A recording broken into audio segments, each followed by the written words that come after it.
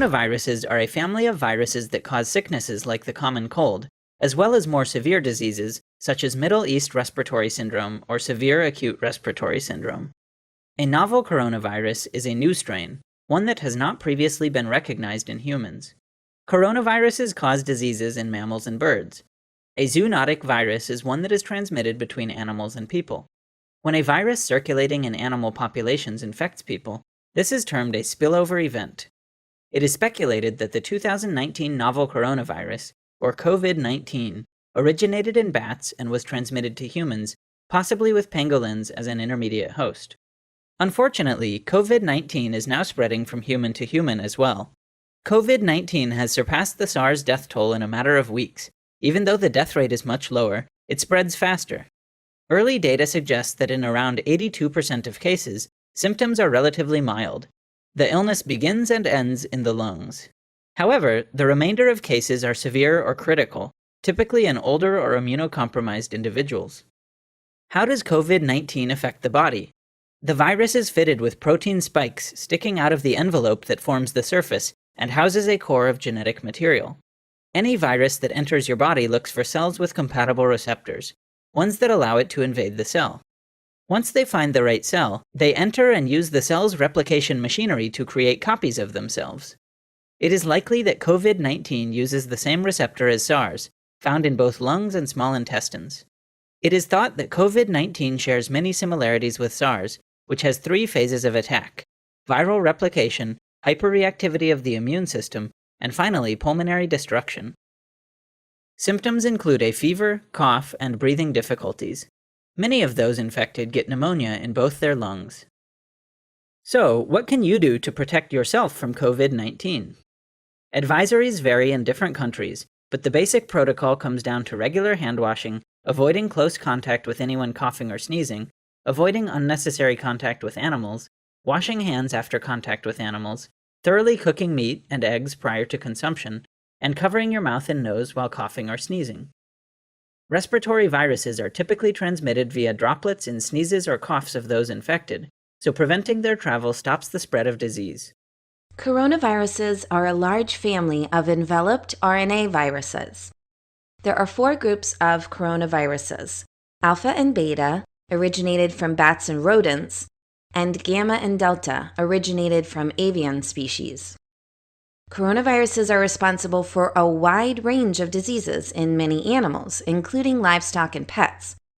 In humans, they were thought to cause mild, self-limiting respiratory infections until 2002, when a beta coronavirus crossed species barriers from bats to a mammalian host before jumping to humans, causing the Severe Acute Respiratory Syndrome, SARS, epidemic. All right, so what should we know about the coronavirus, right? Well, we know that the coronavirus, or this 2019 coronavirus, okay, it's similar to specifically the SARS virus. If you guys remember what that was, there was an outbreak called the Severe Acute Respiratory Distress Syndrome, and it was coronavirus specifically in 2002.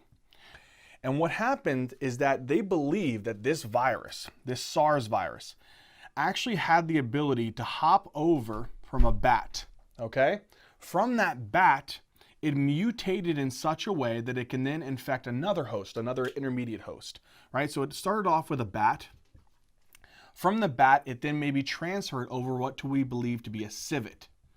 And then from that civet, it mutated enough to be able to infect a human, because coronaviruses naturally, they're pretty benign and they don't cause a lot of significant effects within the human, maybe just your viral rhinitis, viral pharyngitis, viral laryngitis, but rarely are they going to be causing these severe acute respiratory distress syndrome types of things.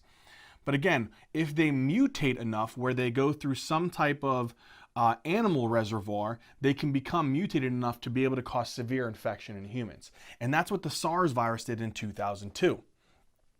A couple years later, actually a decade later, to 2012, it happened again, where the coronavirus had the ability to mutate again, where we have a bat where we believe to be, again, the animal reservoir where the virus mutated, then transmitted to what we believe to be a camel. So from bat to camel as this next intermediate host, and then from there it mutated enough where it could then infect a human. Okay? This is the MERS virus, and again, this is the Middle Eastern Respiratory Distress Syndrome that occurred in 2012. Hop now to 2019, where we now talk about the coronavirus, particularly COVID-19, which was the coronavirus discovered in 2019. Again, we believe that this actual virus underwent a mutation via this zoonosis, right? So we have a bat, it mutated within the bat, then it actually had the ability to mutate within another animal as the intermediate host, potentially. Again, we're still not completely sure, but we believe it could be what's called a pangolin.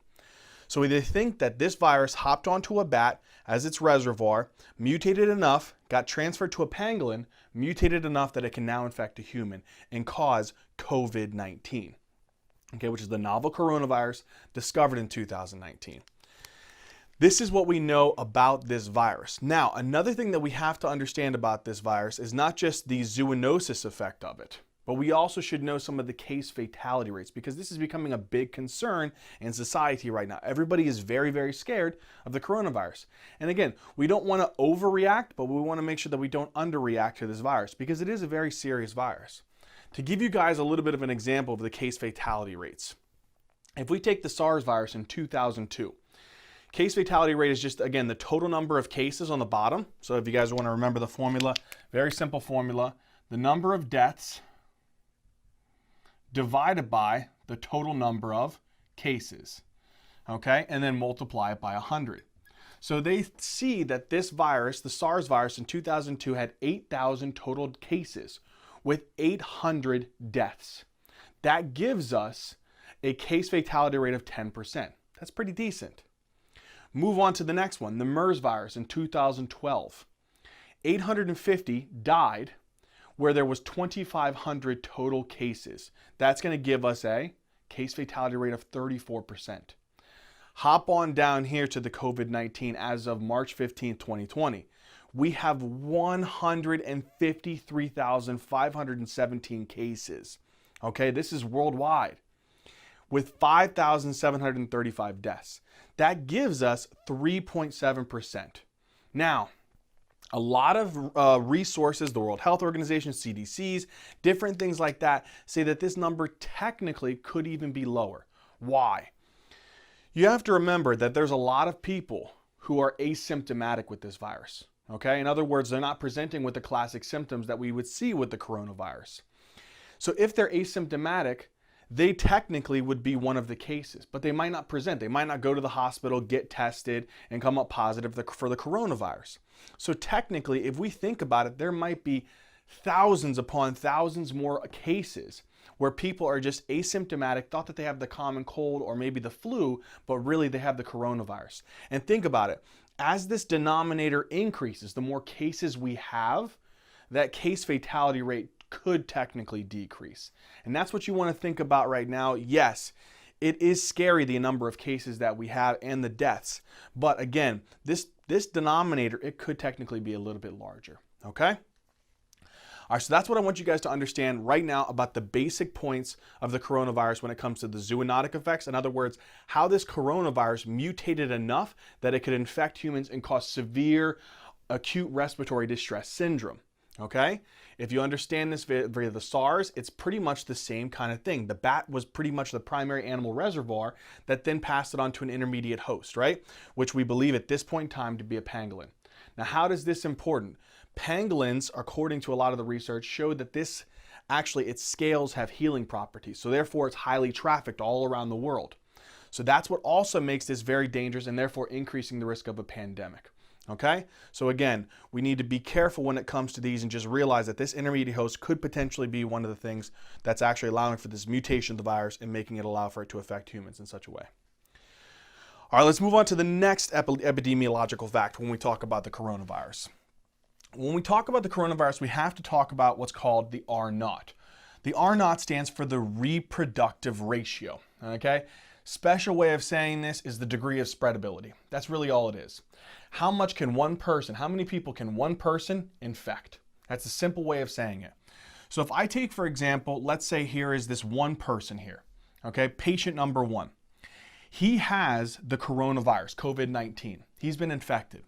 He goes around other people. He's in the same room with a bunch of people, okay?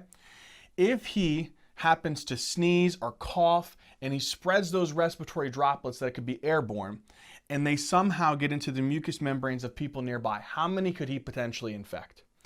They say that he can infect 3 people. So therefore, the R0 of COVID-19 has actually been said to be anywhere from 2 to 3. Could even be higher. We'll talk about that in just a little bit, what I mean by that. So again, what's the R0 for COVID-19? We believe it to be anywhere from 2 to 3. Action triggers the body's inflammatory response, which brings immune cells to the site to fight the virus. While inflammation is an important defense mechanism, it may become excessive and cause damage to the body's own tissues, contributing to the severity of the disease. In an otherwise healthy person, there is a good chance that the virus is eventually eliminated and the patient recovers, although some may require supportive treatments. On the other hand, people with weakened immune systems or underlying chronic diseases may progress to severe pneumonia or acute respiratory distress syndrome, which can be fatal.